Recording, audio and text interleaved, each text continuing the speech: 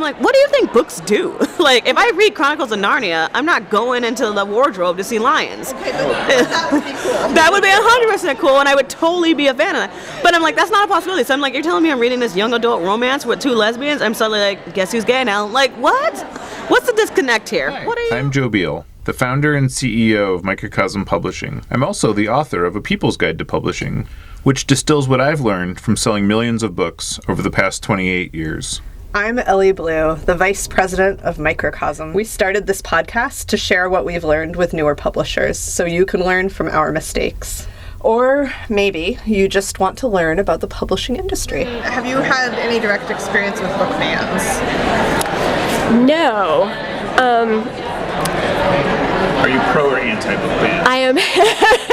Book bans are the worst. The reason I hesitated is when Chicano Frankenstein first came out, it is very political. There is a really horrendous president who has a lot in common with a former president of ours in this country.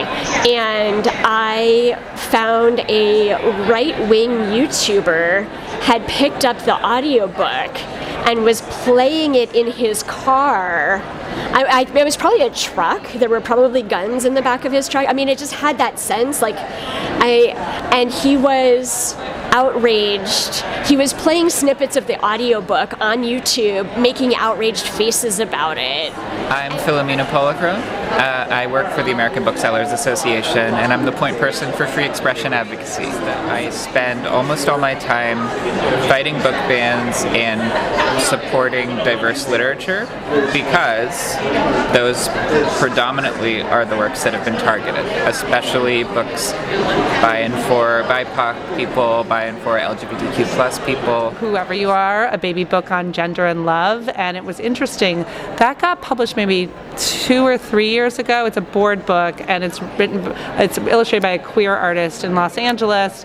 And Sandy, it's very vibrant. Like, we actually used a 5-color process to really get the neon that kind of invokes, the drag culture. A small group of people who were seeing that their views were not being dominant through the accepted methods, and so they started going outside of those methods. We started to get these things on our Facebook of people going into the libraries and making complaints, like in Wisconsin, that this book was, and I was like, this is really bizarre, and it's like just pulling it from the shelves. The reason for the challenge has just written LGBTQ+. I'll Be the Moon, a migrant story. It's about a young girl and her mother who are crossing the border to be reunited with their father. They believe that that is a reason why a book should not be allowed in a public library or in a public school. It's been banned, and definitely throughout Texas and in some of the libraries. Parents were using whatever means they could to control not only what their kids read, because parents, you can parent your own kid, but to actually enforce their view of parenting on other parents who didn't agree with them. It's a finalist in the Latino Awards this year for one of the most imaginative children's picture books.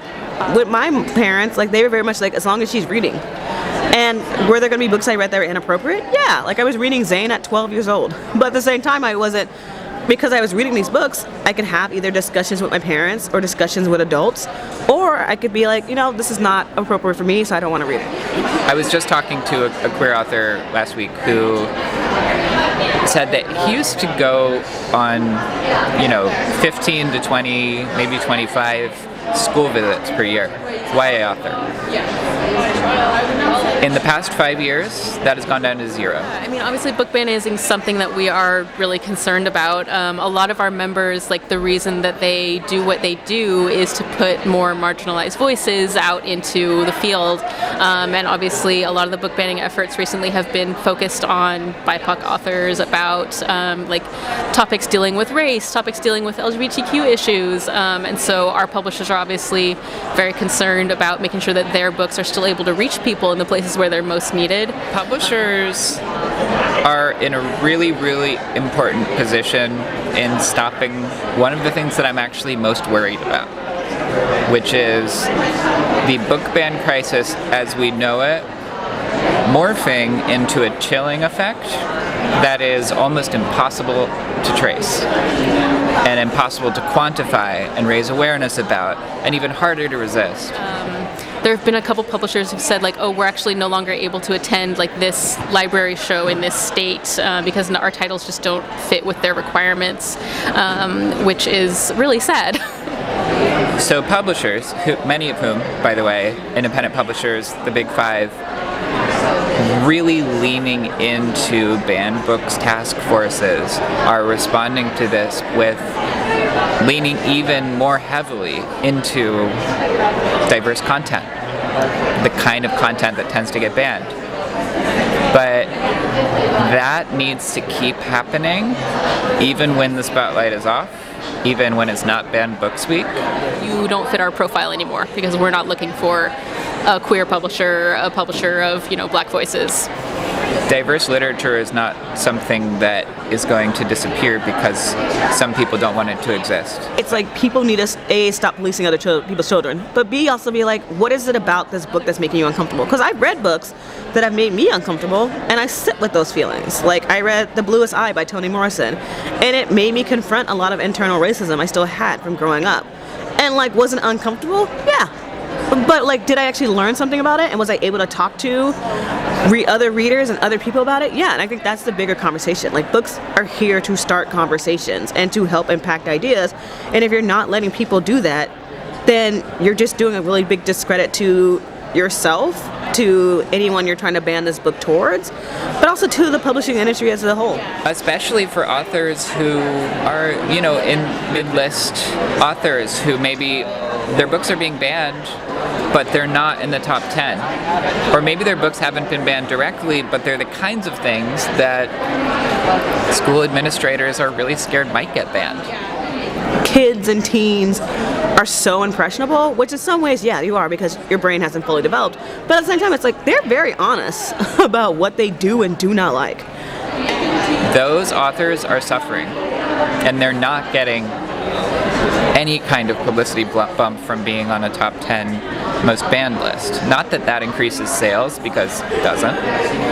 They may help you realize some stuff that you need to realize, but that is very different than reading Heartstopper and being like, I too am a rugby player who's gay.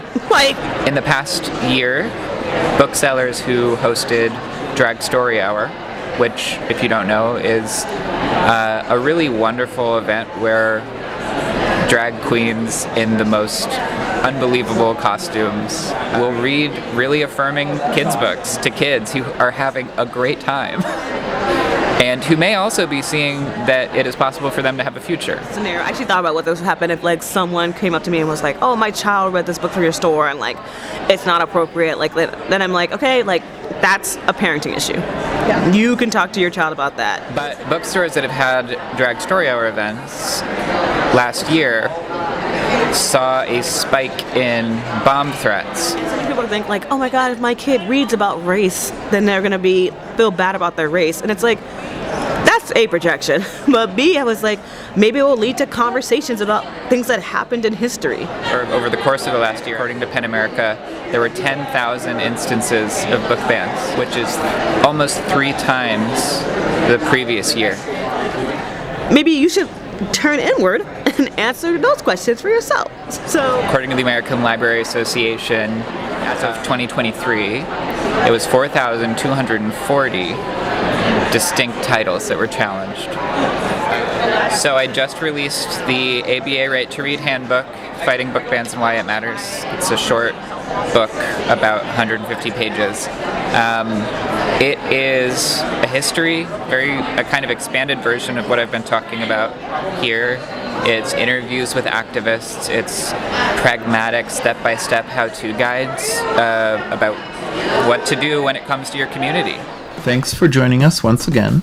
Please send your questions to podcast@microcosmpublishing.com so we can answer them on future episodes. And please give us 5 stars on iTunes and everywhere else that podcasts are reviewed. You can find us on the internet at microcosm.pub, on Twitter at microcosm, on Facebook at Microcosm Publishing, on Instagram at microcosm_pub, and here in Portland, Oregon on North Williams Avenue. Thank you so much. Have a wonderful week. Yeah, but it's sort of just like dumb. Like I kind of just feel like those people are dumb. Sorry, now you're gonna say that. That the attempt to ban books is really an attempt to ban people.